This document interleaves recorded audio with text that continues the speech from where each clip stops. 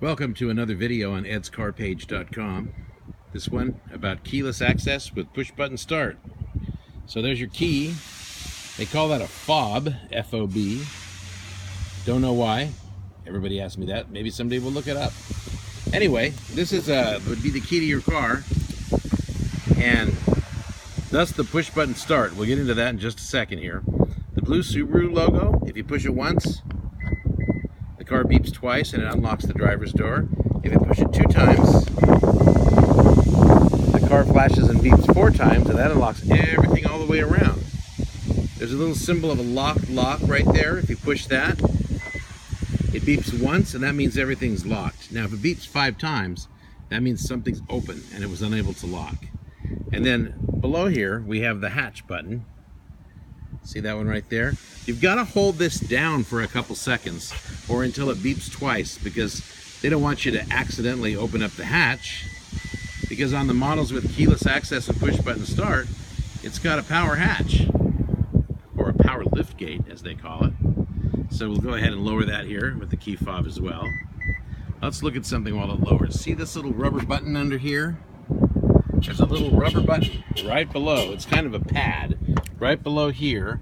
So with the key in my pocket, let's go ahead and lock it. Remember, it's going to beep once. Key's in my pocket.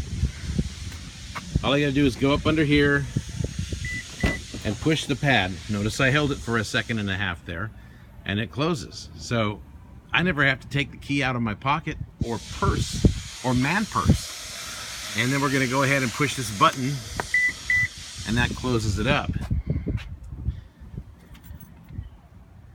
It also has a feature, and this is for people that want to leave their car in the mountains when they're backpacking, or for some reason they want to lock the key in the car, because it's really hard to lock these keys in the car since they're called proximity keys, and as long as they're close enough to the lock won't lock. But it makes it so you can do kind of a Morse code, kind of set your own little code on this touchpad under here and get into your car. You just have to disable the key, like take the battery out when you're on your hike. Anyway, so now we've got the key firmly in our pocket. I do not have the key in my hand, nothing up my sleeve. Okay, we're gonna walk up to the car, put our hand in here, it beeps twice and it unlocks. Pretty nifty, huh? You get out of the car, see these 2 little lines right here? You just touch them with your finger. 1 beep means it's locked.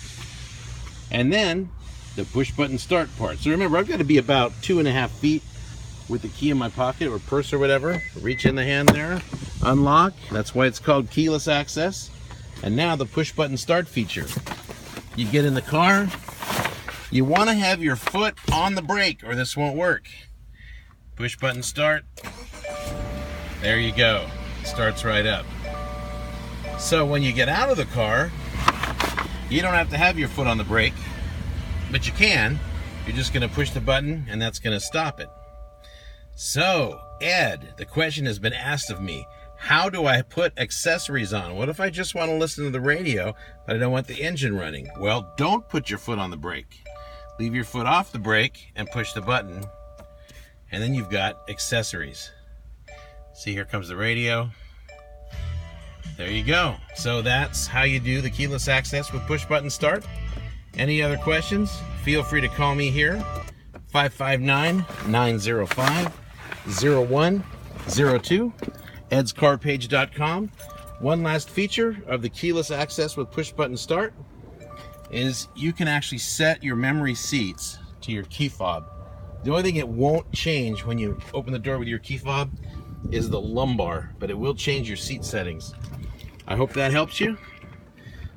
Keyless access, push button start, Subaru Outback, also available on Subaru Foresters, Subaru Legacies, Subaru Crosstreks, and Imprezas. Thank you very much.